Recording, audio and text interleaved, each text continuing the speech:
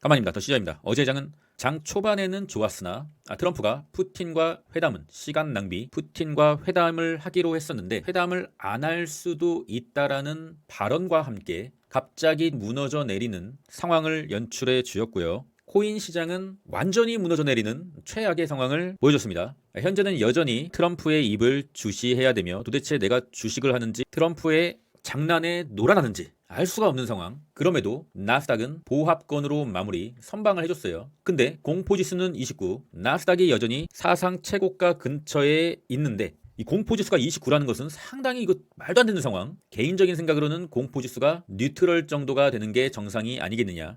그런데 최근에 증시의 상황을 보면은 공포지수가 익스트림 피어만 한번 보여줬다면은 기술적 반등이 오긴 했었어요. 그러니까 우리가 현재 증시가 너무 높다고 주식을 쉴 것이 아니라 공포지수가 익스트림 피어에 오면은 일단 매수는 해야 된다. 그리고 기술적 반등이 오면은 차익 실현을 남기는 그러한 매매는 계속적으로 할 수 있을 것 같아요. 그런데 이 푸드앤코럽션이 0.69 푸드앤코럽션이 올라가면은 증시는 좀 내려가는 경향이 있는데 현재는 이상하게도 푸드앤코럽션이 올라가는데 증시가 버팅기고 있다. 하지만 언젠가는 증시가 한 번은 조정이 오지 않겠느냐. 그러면은 또다시 공격적인 매수를 해봐야 될 순간인 것이죠. 현재는 장투 물량은 전 아직 갖고 있어요. 나스닥의 월봉입니다. 현재 월봉의 볼린저 밴드를 뚫어내었다. 월봉의 RSI는 77입니다. 나스닥은 현재 고점이 맞긴 맞아요. 급등주의 패턴을 보이고 있는 거죠. 월봉이 급등주의 패턴을 보이고 있다. 월봉의 캔들이 계속적으로 올라가는 추세라도 반드시 월봉의 5선, 5월선이죠. 5월선은 한번 터치는 이렇게 무조건 한다.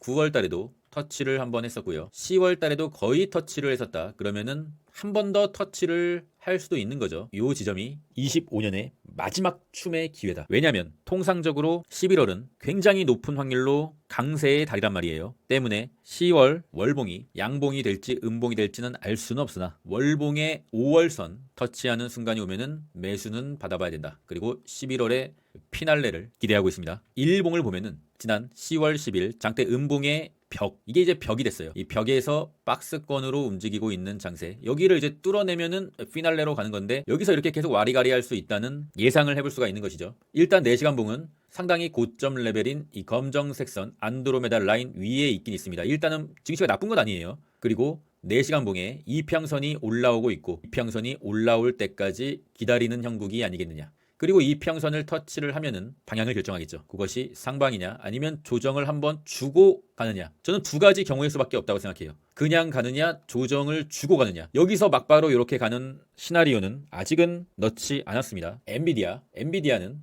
검정색 지지선을 타고서 이쁘게 그래도 가고 있는 상황이에요. 엔비디아가 최근 계속 내리긴 했으나 가고 있는 과정이다. 170달러 후반대에 오면은 엔비디아를 매수를 해야 한다. 반도체는 쭉 오르고 횡보, 쭉 오르고 있는 상황. 여기서도 뭐 횡보를 할 수 있겠지만 현재는 AI 사이클의 정점, 반도체는 포트에 현재 높은 수익률로 가지고 있어야 된다. 저도 쏙슬 같은 경우는 물론 이때 굽을 때의 평단의 물량을 매도를 함으로써 현금 확보를 상당히 많이 했고요. 이제는 10불 때 여기서 산 10불 때 평단을 계속적으로 갖고 가고 있습니다. 현재 쏙슬 10불 때는 매도할 의향이 별로 없다.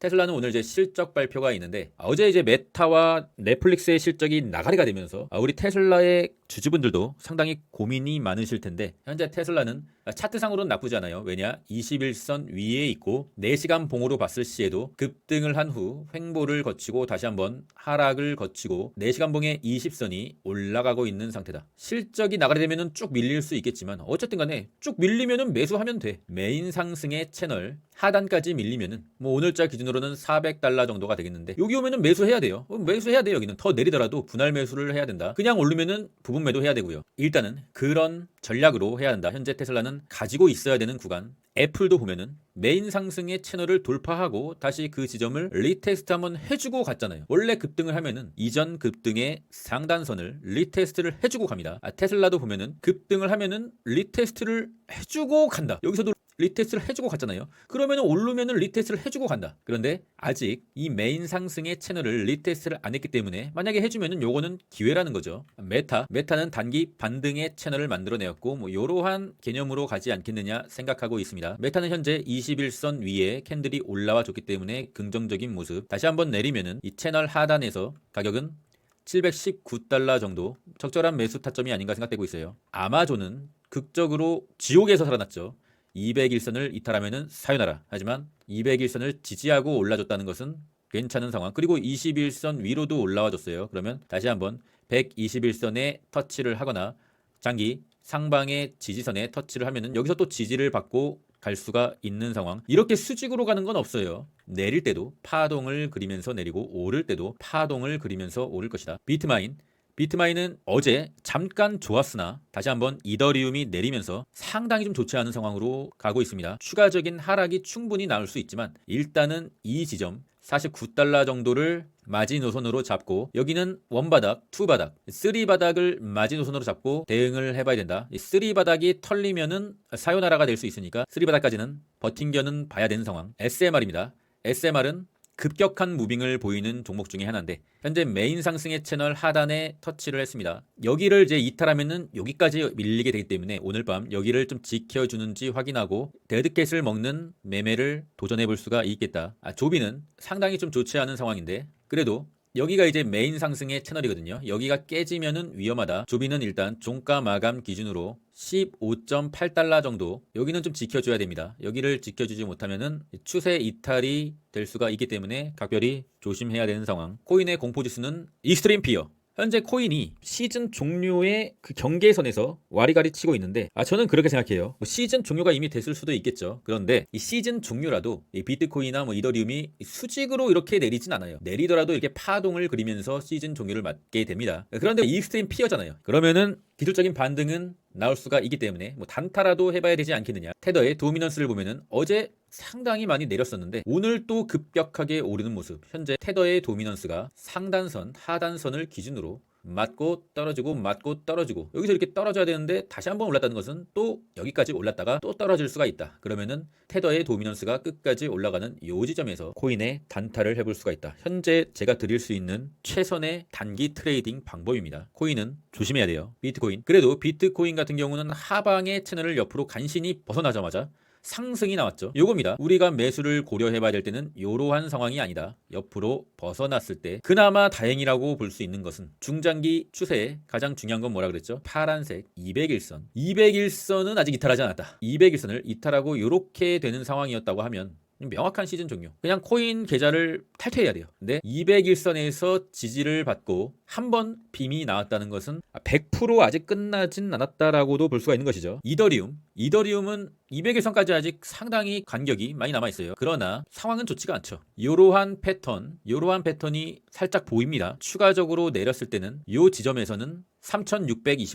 3625까지는 충분히 내릴 수 있다는 생각을 하고 이 지점에서는 또 단기 물량을 매수를 하는 그런 전략을 펼칠 수가 있죠. 현재 코인은 그런 상황이에요. 좋은 상황이 아니라는 것이죠. 11월 불장이 남아있다고 생각하는 사람만 이 저점을 추가적으로 갱신할 때마다 분할 매수를 할 수 있는 것이고 올라갈 때 추격 매수를 하는 것은 절대로 안 된다. 현재는 코인은 신앙의 구간이 아닌가. 공포지수가 어쨌든 익스트림 피어라는 것은 조금 더 내리더라도 단기적으로 반등이 올 수 있는 구간은 맞긴 맞는 것 같습니다. 시즌 종료가 이미 됐을 수도 있지만 변동성이 큰 코인 시장의 특성을 이용해서 추가적으로 더 내리면은 단기 매매 정도는 해봄직한 구간으로 판단이 됩니다. 오늘의 일정은 장전에 버티브 그리고 GE 베르노바 장후에 테슬라 IBM 램 리서치가 있습니다. 오늘의 실적 발표 결과로 나스닥이 10월에 남은 10일 동안 큰 조정으로 가느냐 아니면 계속 이렇게 지지부진한 횡보의 상황으로 가느냐가 결정 날 것 같아요. 개미들이 많이 몰려있는 테슬라가 그 방향을 좀 정해줄 것 같고요. 개인적으로는 그렇게 생각해요. 조정이 올라면 오든가. 어차피 우리가 투자를 오래만 할 건 아니잖아요. 개인적으로는 10월에 만약에 남은 10일 동안의 조정이 오면은 그것은 25년의 마지막 매수 찬스라고 보고 있습니다. 저는 조정이 오면 매수를 할 거예요. 멤버십에 관심 있으신 분들은 고정 댓글 링크를 확인해 주시고요. 자본주의 사회에서 투자에 대해서 모르는 것은 죄가 아니다. 다만 모르는데 알려고 하는 것은 죄다. 그럼 전 끝까지 가겠습니다. 이상입니다.